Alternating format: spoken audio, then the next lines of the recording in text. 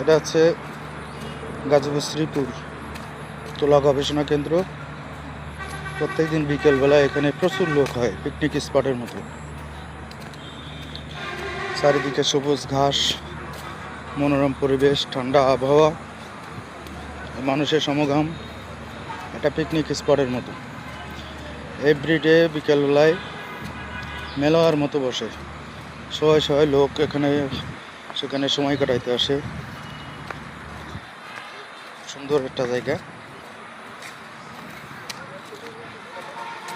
যারা দূর দূরান্ত থেকে দেখছেন, অবশ্যই সুযোগ সুবিধা থাকলে এখানে এসে ঘুরে যাবেন। খালি তুলা চাষ হয়।